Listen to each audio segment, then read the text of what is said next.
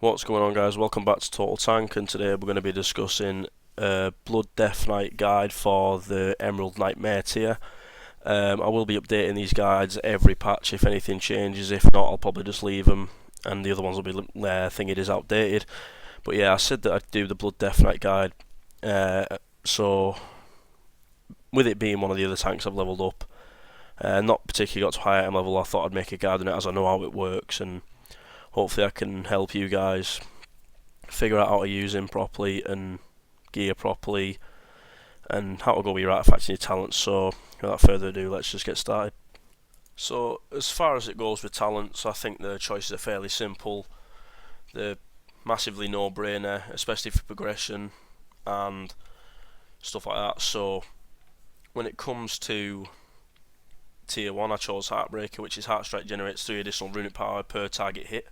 That's good for raids and also for Mythic Plus, because you're always going to want rune power for your Death Strike, as Marrowrend and Death Strike are your two ways of staying alive. That's how you top the healers, because Death Knights are broken right now, but it doesn't matter, we won't say anything if you don't. So yeah, that's basically the first choice. It's a no-brainer. The other choices are Blooddrinker drains 328,434 health from the target over 3 seconds.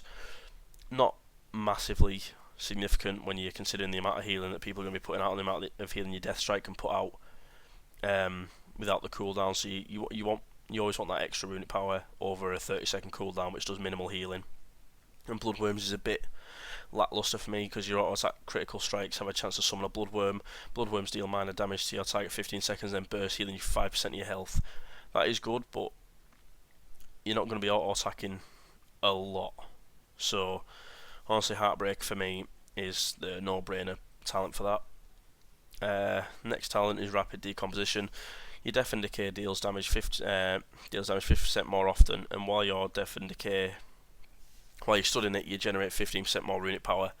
So then it goes back to the runic power, which you want to be generating with your Heart Strikes. You want to be in your Death and Decay Heart Strike in your single target or your multi-targets, keeping your Marrowrend up and generating all the runic power, putting in that Death Strike. So you always want your Marrowrend above 5 stacks, obviously, and you always want to be getting your Death Strikes out whenever you can. So that is a priority move. That is a priority ability, as well as Marrowrend. Ossuary for the 58 talent. While you have at least 5 bone shield charges, the reason why, the cost of Death Strike is reduced by 5 runic power. Additionally, your maximum runic power is increased by 10%. Not by 10, sorry, not 10%. Well, would it be 10% if it's 10? If it's 100? Yeah, forget it.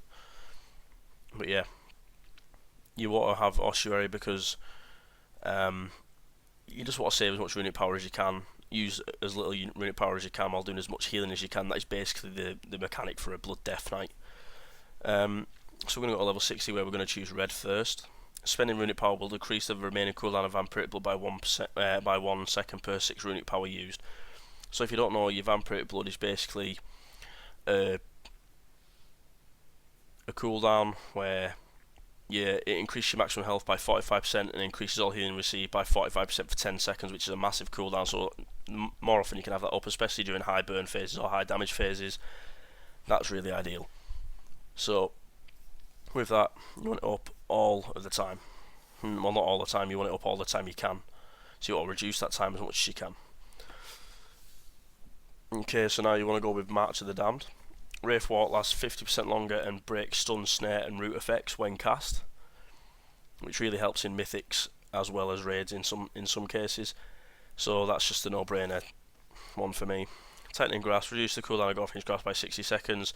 Your Death and Decay also reduce the movement speed of your enemies within its radius by 70%. Not a bad talent. I reckon you could argue with that and that for mythics, but for raiding, March of the Damned, especially for progression as well. Foul Bulwark. Each charge of Bone Shield will increase your maximum health by 2%, especially for progressing. You're going to want as much health as you can, as well as much defense as you can, as much armor as you can, because you want the best chances of survival. So more health, more armor, it's all going to help, especially in progression, because you're not going to be immensely geared up or anything like that when you're progressing. So you're going to want every bit of health and armor you can get. So this doesn't give you any more armor, but health is just as good. And then last but not least, especially for progression, you want Purgatory, because there are times where you're going to encounter death or close calls, especially in the harder fights of Emerald Nightmare, like Cenarius and Xavius and stuff like that, with the high stacks and the high damage output from the bosses. You're going to want this because it can really be a raid saver sometimes. It really can, and I've witnessed it save raids multiple times. So if you're more geared up and you are more at your end of Mythic Plus, I'd go with Bone Storm, but other than that, I'd go for Purgatory for progression raiding. No brainer. So yeah, that just about covers the talent, so let's go into the artifacts, guys. Okay, so now I'm going to run us through the artifact. The tree is mainly designed for raiding and Mythic Plus, so, well, basically you're going to get all the talents anyway, so it doesn't really matter, but this is the way I decided was best to go, especially before entering the Emerald Nightmare on normal or heroic difficulty. So you obviously get your consumption, which is the given, and you go to your Sanguinary Affinity, which is physical damage done by 5%. And the first talent you're going to actually want to head for is Unending Thirst. While Blood Shield is active, you gain 25% leech, and damage dealt by Death Strike is increased by 25, so more damage done by it, more healing. So that's the first talent we're going to head for. So how we're going to do that is we're going to take Vampiric Fangs, increase the maximum hit points granted by Vampiric Blood by an additional 15%, and increases healing received by an additional 15%. So this also stacks up with that talent I was telling you about before, with your Vampiric Blood. More uptime on it, more healing. Brilliant. And then you're going to go to Rattling Bones, which is Morrowind has a 30% chance to generate an additional charge of Bone Shield, which is always really helpful because sometimes you just can't help it, you do drop low in Bone Shield stacks, and having that extra one proc could just really be a game changer and a lifesaver in some instances. So that's a brilliant talent. Bone Breaker, increase the damage done by Morrowind by 24%. It's not great for tanking, but it's still a damage increase, which is going to help you kill that boss that little bit quicker. So then you're going to take it to All-Consuming Rot. Increase the damage done by Death and Decay by 12%, which is brilliant. All the damage output, more threat, etc., etc. So then you're going to take the Unending Thirst talent, which we talked about before, and then we're going to take a slightly morphed route. We're going to go to Ironheart, which increases your armor by 6%, which I think by the looks of it, I've got two things, so it's going to be three. Like there's three lots of it, so I think it's 2% every time. Yeah, so it's 6%. When the relics go, it will be 6% still, even if I do rank it up even further now. But yeah, and then the next talent you're going to want to take is not, because we're heading towards Umbilicus Eternus now. After Vampiric Blood expires, you absorb damage equal to 5 times the damage your Blood Plague dealt during Vampiric Blood, which is brilliant. Big absorb shield. So right now you're going to want to take a bit of a detour from that just for a second, because this talent I'm going to next is really good, and it's the sooner you get it, the more it's going to help, seriously. Which is Mouth of Hell. Dancing Rune Weapon summons a second copy of Maw of the Damned. While Dancing Rune Weapon is active, your Morrowind will generate an additional charge of Bone Shield. So every time you're hitting Bone Shield with Rattling Bones as well as Mouth of Hell, you're always going to have that chance of getting an extra Bone Shield, if not two. Okay, so you got to keep an eye out for that, because that's going to help so massively in dire situations, especially. So we're going to go back from that. I'm going to take Vein Render, increase the damage done by Heart Strike by 3%, so that'll be 9% when it's all full. Then you're going to take Umbilicus Eternus, and with that being done, you basically want your third artifact trait, which is Skeletal Shattering, and you have a choice between Grim Preservance, which is power chance by 1%, 3% at full, or increased damage done by Blood Plague by 4% at full. Now, as we want to be more survivable as tanks, we're going to take the Grim Preservance first. Okay, so put 3 in that, 3% more armor, parry, which is more beneficial to survivability. And then we're going to take Skeletal Shattering, which is each time Bone Shield absorbs damage, it has a chance equal to your critical chance to absorb an additional 8% of the damage, which is more survivability, which is fantastic. So after that, you're going to be left with about maybe three times. Well, you're going to be left with some talents, but the talent you're going to want to take first after that is this one, Dance of Darkness, which is increasing the duration of your Dance and Remove weapon by 2 seconds, which works with Mouth of Hell even. So that's the next one you want to take after that.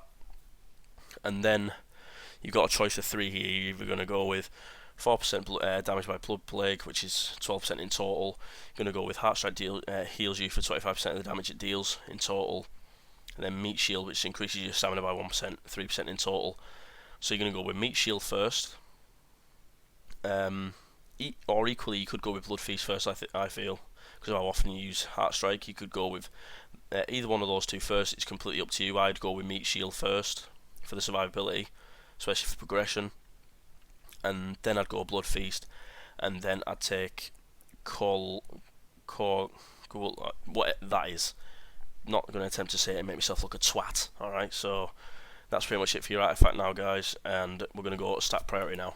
Okay, so if you're going to be going basically full survivability, which you should be for progression anyway, which is the direction I'm going to be heading in, your stat priority is going to be, first of all, haste, increase the attack speed and rune regeneration. So the more runes you have, the more abilities you have to use, like your Marrow Rend, and well, among others that are really going to help with tanking.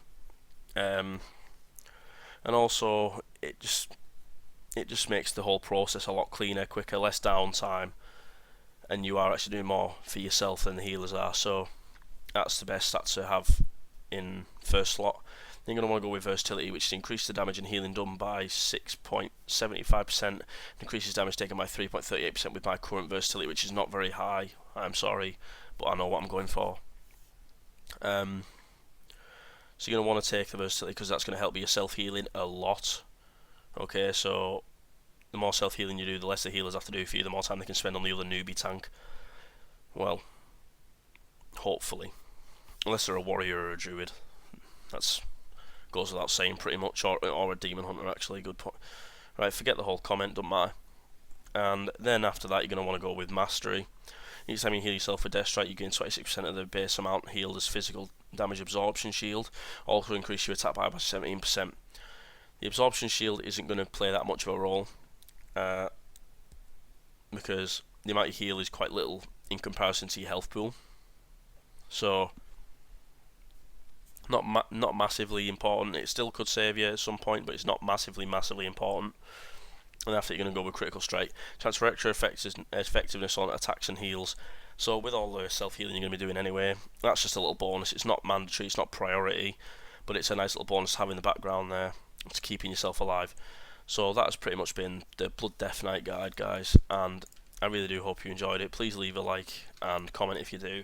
If your opinion differentiates in any kind of way at all, please do let me know in the comments, and if you want to see more, please subscribe. Thank you all for 50 subscribers. Doesn't sound like much to a lot of people, but to me it means a massive amount. So thank you very much, guys, and I'll hopefully see you on the next video or stream. Bye now.